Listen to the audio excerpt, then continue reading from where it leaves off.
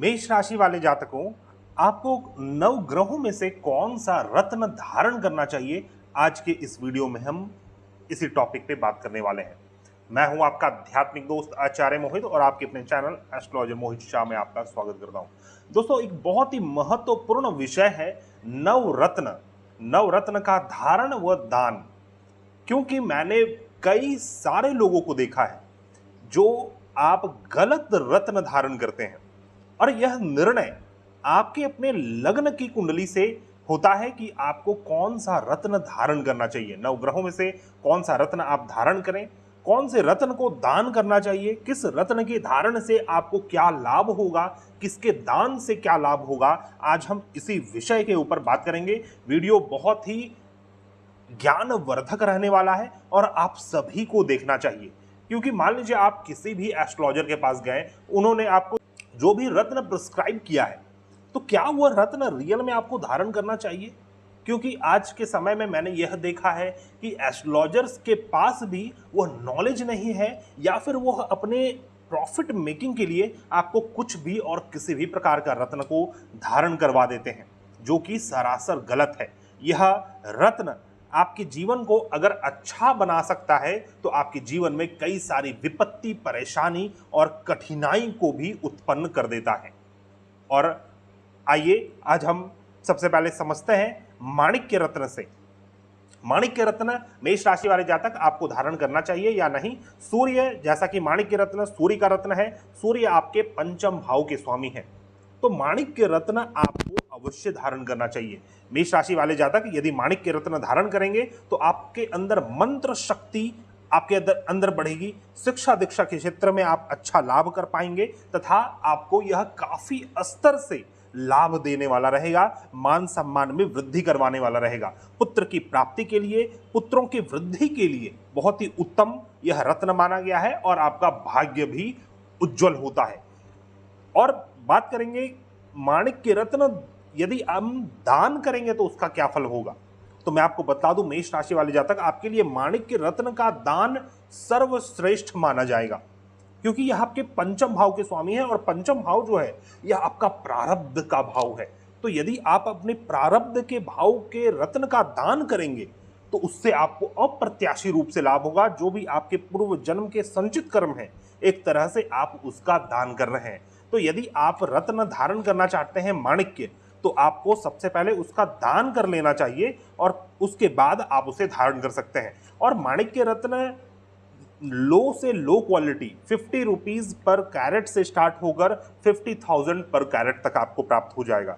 तो जो दान करने वाला है वो आप 50 रुपीज पर कैरेट का धारण करें और फिर जो आपके सुविधा में है उस हिसाब से आप उसे धारण कर सकते हैं। अब बात करेंगे मोती रत्न के ऊपर। मेष राशि वाले जातक आपके चतुर्थ भाव के स्वामी है चंद्रमा, और चंद्रमा आपके चतुर्थ अर्थात कि आपके सुख के स्वामी हैं। अतः मोती का दान आपको इस अवधि में, यदि चंद्रमा की दशा चल रही हो तो फिर मोती का दान किया जा सकता है। और मोती के दान करने से स्पेशली आपको फेफड़े से रिलेटेड जो रोग है या फिर कोई समस्या, कोई कष्ट है, उसका निवारण होगा, आयु में वृद्धि होगी और आपके स्वास्थ्य का लाभ आपको प्राप्त होगा मोती रत्न दान करने से। और यदि मोती रत्न आप धारण करते हैं, चूंकि आपके चतुर्थेश हैं, तो मन को यह बल देने वाला रहेगा।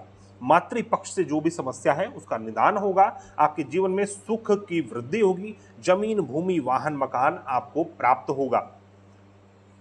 इस प्रकार से मोती का फल रहेगा। अब हम बात करते हैं आपको क्या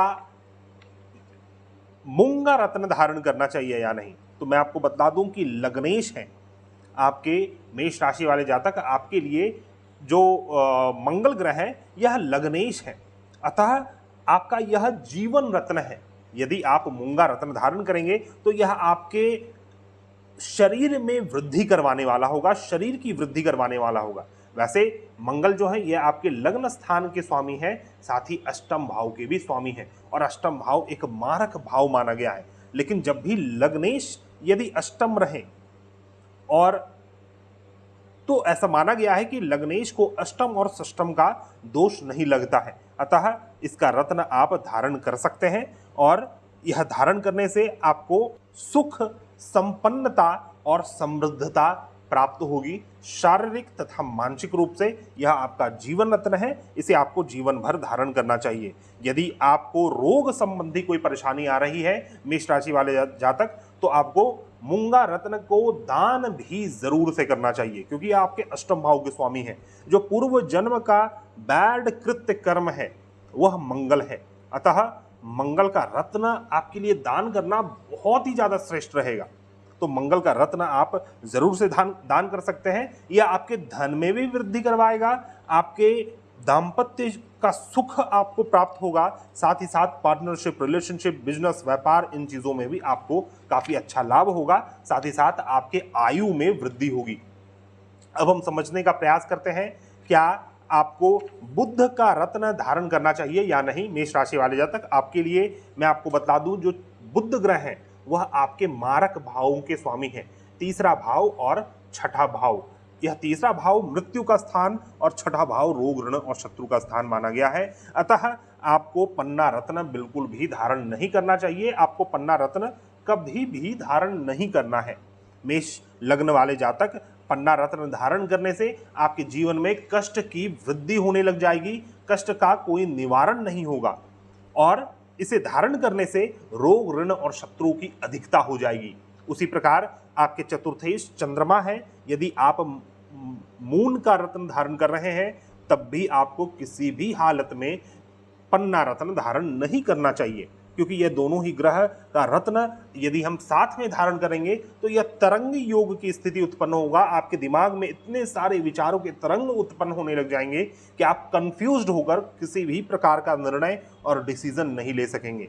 अपितु दान आपको जरूर से करना चाहिए, क्योंकि यह जो भी अशुभ भाव हैं उन ग्रहों के रत्न का दान करने से आपके जीवन में जो अशुभता है उसका नाश होता है। अतः आपको पन्ना रत्न दान अवश्य करना चाहिए, लेकिन धारण कदापि नहीं करना चाहिए। अब हम बात करेंगे बृहस्पति के पोखराज रत्न के ऊपर। पोखराज रत्न बृहस्पति जो है यह आपके द्वादश भाव के स्वामी हैं, जीवन में लॉसेस, द्वादश भाव अर्थात जीवन में लॉसेस और विदेश स्थान और आपके भाग्य स्थान के स्वामी हैं। तो भाग्य में वृद्धि के लिए मेष राशि वाले जातक आपको पीला पोखराज अवश्य धारण करना चाहिए। इसके धारण करने से भाग्य में वृद्धि होगी और यह आपको बुद्धिमान, बलवान और ज्ञानी बनाएगा। पूर्व जीवन के जो शुभ कृत्य कर्म हैं जो आपने किए हैं उसकी कृपा आपको प्राप्त होगी, अपने पूर्व जीवन के गुरु की कृपा प्राप्त होगी। राजनीतिक क्षेत्र में आपको इससे अच्छा लाभ प्राप्त होगा। और यदि आप पोखराज रत्न दान करते हैं तब भी आपके लिए बहुत ही श्रेष्ठ है, क्योंकि दान का जो स्थान है कुंडली में, दान का स्थान द्वादश भाव ही माना गया है। अतः दान, डोनेशन, तो इस भाव से संबंधित आपकी जो भी लग्न कुंडली हो, इस भाव से संबंधित आपको दान अवश्य करना चाहिए। अतः बृहस्पति के पोखराज रत्न का आपको दान किसी लक्ष्मी नारायण मंदिर में या फिर किसी भी ब्राह्मण को आप कर सकते हैं। इसे करने से आपके पारिवारिक कलेश की समाप्ति होगी। आपके जीवन में जो भी लॉसेस, आकस्मिक लॉसेस हो रहे हैं, अचानक से उत्पन्न होने वाले लॉसेस, वह सभी दूर होंगे। आपके बिजनेस, व्यापार में होने वाला लॉस सभी समाप्त होगा। अब हम बात करेंगे हीरा रत्न के ऊपर। शुक्र ग्रह का हीरा रत्न आप धारण कर सकते हैं या नहीं। तो मैं आपको बता दूं कि जो शुक्र हैं ये आपके धन स्थान तथा आपके सप्तम भाव, मतलब कि मैरिज, बिजनेस, व्यापार के स्वामी हैं। अतः शुक्र का रत्न मेष राशि वाले जातक को बिल्कुल भी धारण नहीं करना चाहिए।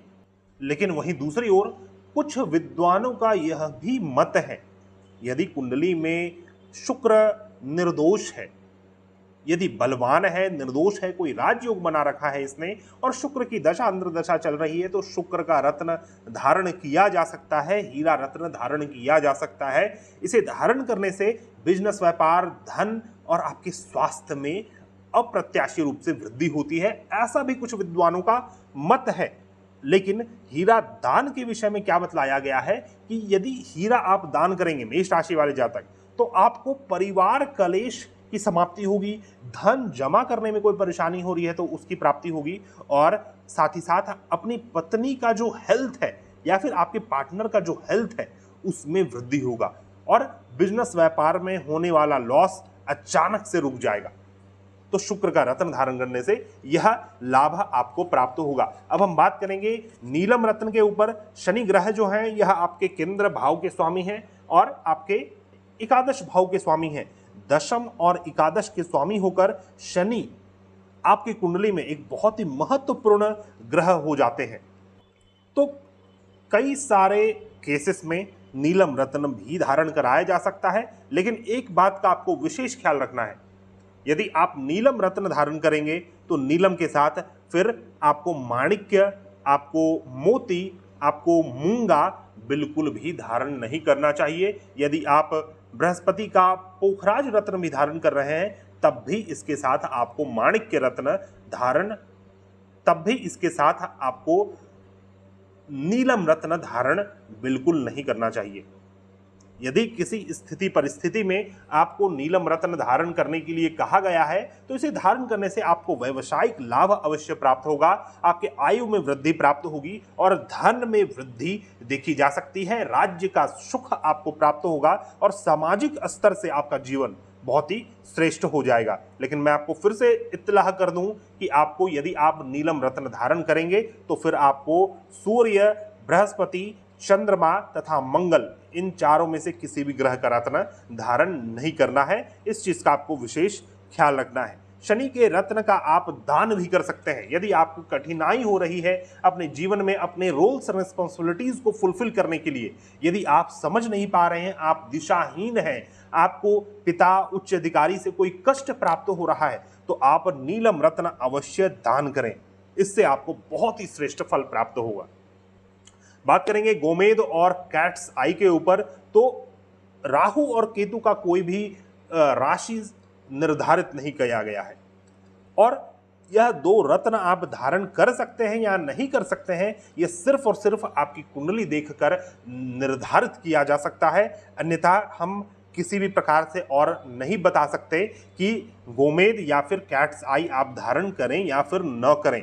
इसीलिए किसी भी प्रबुद्ध ज्योतिष से दिखाकर अपनी कुंडली ही आप डिसाइड करें कि आपको गोमेद और कैट्स आई धारण करना है या नहीं करना है। कई बार मैंने यह भी देखा है, कई सारे ज्योतिषियों को मैंने यह भी देखा है कि आपकी कुंडली कुछ भी हो, आपका लग्न कुछ भी हो, यदि आप सूर्य की दशा से चल रहे हैं तो आपको माणिक्य रत्न धारण करा देते हैं, चाहे वो आपका मकर लग्न हो या फिर किसी भी प्रकार का लग्न हो। यदि चंद्रमा की दशा है तो आपको मोती रत्न धारण करा देते हैं। लेकिन ऐसा करना बिल्कुल भी यह दोष उत्पन्न करेगा, यह आपके अंदर और अधिक परेशानी को बढ़ा भी सकता है। मान लीजिए यह आपके तृक भाव के स्वामी हैं, तो आपको उन ग्रहों का रत्न धारण, उन भावों का रत्न धारण नहीं करना चाहिए। तो दोस्तों, एक छोटा सा विश्लेषण था मेष राशि वाले जातक के लिए नवरत्न धारण और दान किस पद्धति से करना चाहिए और करना भी चाहिए या नहीं।